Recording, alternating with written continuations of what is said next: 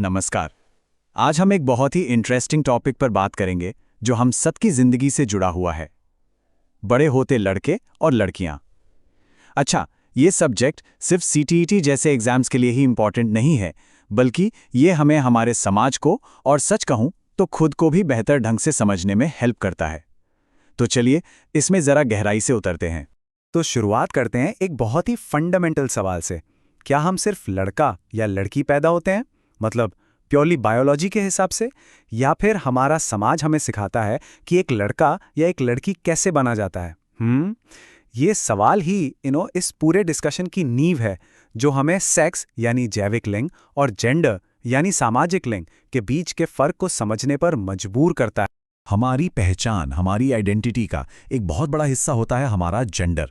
पर सवाल यह है कि ये पहचान बनती कैसे है? इसमें समाज का एक बहुत बड़ा रोल होता है, जो हमें बचपन से ही सिखाना शुरू कर देता है कि भाई लड़कों को ऐसा बिहेव करना चाहिए और लड़कियों को वैसा। आइए देखते हैं कि यह सब होता कैसे है। और यहीं पर सीटेट का एक सुपर इंपॉर्टेंट कंसेप्ट सामने आता है। Gender is socially constructed. इसका मतलब है लैंगिक भूमिकाएं सामाजिक रूप से बनाई जाती हैं। सीधा सा मतलब यह है कि लड़कों को टफ होना चाहिए और लड़कियों को सॉफ्ट। ये बातें नेचुरल नहीं हैं, ये तो हमारे समाज और कल्चर ने बनाई हैं। मतलब ये हमारा सीखा हुआ बिहेवियर है, जन्म से मिला हुआ नहीं। इस पूरे प्रोसेस को कहते हैं सोशलाइजेशन, यानी समाजीकरण। और ये एकदम बचपन से ही शुरू हो जाता है। लड़कों को खेलने के लिए कारें और बंदूकें दी जाती हैं, जो उन्हें बाहरी दुनिया से जोड़ती हैं, राइट?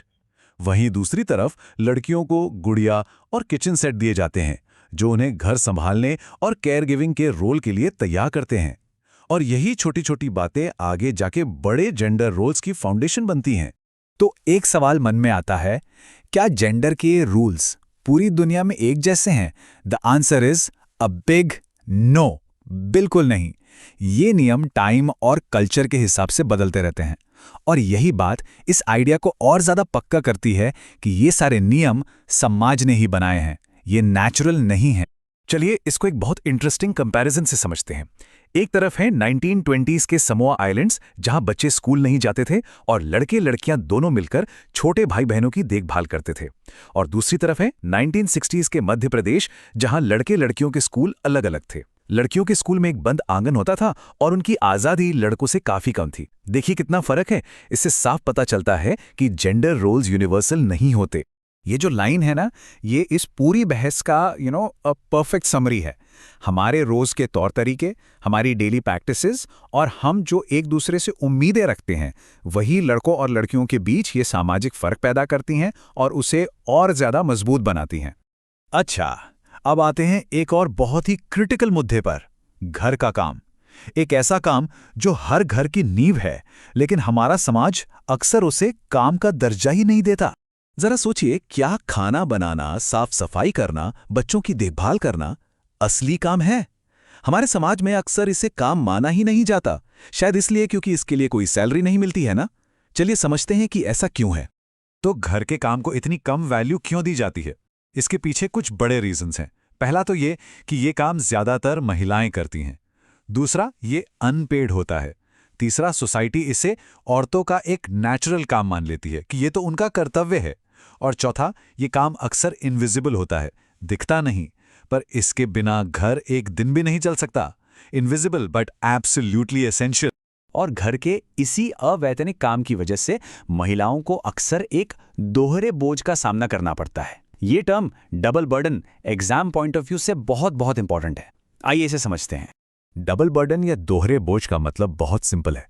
जब महिलाएं घर के बाहर एक पेड जॉब भी करती हैं और साथ ही साथ घर के अंदर के अनपेड काम और देखभाल की पूरी जिम्मेदारी भी निभाती हैं, तो ये हो गया ना डबल बर्डन। और ये सिर्फ कहने की बात नहीं है, इसके लिए डेटा भी है। सेंट्रल स्टैटिस्टिकल ऑर्गेनाइजेशन यानी सीएसओ का ये डेटा देखिए। अगर हम पेड और अनपेड दोनों तरह के काम के घंटे जोड़ दें, तो साफ दिखता है कि महिलाएं पुरुषों के मुकाबले हर हफ्ते कहीं ज्यादा घंटे काम करती हैं। ये चार्ट दोहरे बोझ का एक सॉलिड प्रूफ है। इसी से जुड़ा है डोमेस्टिक वर्कर्स का मुद्दा। इनमें भी ज्यादातर महिलाएं ही होती हैं। अक्सर इनके काम के घंटे बहुत लंबे होते हैं, सैलरी बहुत कम होती है और रिस्पेक्ट या जॉब सिक्योरिटी वो तो ना के बराबर होती है। यहाँ हमें जेंडर और क्लास दोनों लेवल्स पर इनइक्वालिटी साफ दिखाई देती है। तो इतनी सारी प्रॉब्लम्स हैं, इतनी इनइक्वालिटी है, तो इसका सल्यूशन क्या है? वेल, इसका एक बहुत पावरफुल जवाब हमें हमारा संविधान देता है, जो इक्वालिटी का वादा करता है। भारत का संविधान बिल्कुल साफ तौर पर कहता है कि लिंग के आधार पर on the basis of sex किसी भी नागरिक के साथ भेदभाव नहीं किया जा सकता। इक्वालिटी यानी समानता हमारा एक फंडामेंटल राइट है। अब इस संवैधानिक वादे को हकीकत में बदलने के लिए सरकार ने कुछ इंपॉर्टेंट स्टेप्स भी उठाए हैं। जैसे गांवों में आंगनवाड़ी केंद्र खोले गए। ये बच्चों की देखभाल करते हैं, जिससे बड़ी लड़कियों को स्कूल जाने का मौका मिलता है। इसी तरह जिन ऑर्गेनाइजेशंस में 30 से ज़्यादा महिला कर्मचारी हैं, वहां क्रैश यानी शिशु गृह की फैसिलिटी देना कंपलसरी है, ताकि वर्किंग वुमेन को सपोर्ट मिल सके। चलिए एग्जाम के लिए फटाफट सारे मेन पॉइंट्स रिवाइज कर लेते हैं। पहला, जेंडर रोल्स सोशली क्रिएटेड होते हैं, नेचुरल नहीं। दूसरा, घर का काम अनपेड हो सकता है पर वो रियल वर्क है।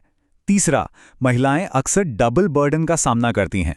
चौथा, हमारा संविधान इक्वालिटी की गारंटी देता है। और पांचवां, आंगनवाड़ी और क्रेश जैसी सरकारी नीतियां महिलाओं को सपोर्ट करती हैं। और आखिर में एक सवाल हम सबके लिए। कहते हैं इक्वालिटी की शुरुआत घर से होती है, तो इसे सच में बढ़ावा देने के लिए हम अपनी रोजमर्रा की जिंदगी में वो कौन सा एक छोटा सा बदलाव ला सकते हैं, इस पर जरूर सोचिएगा।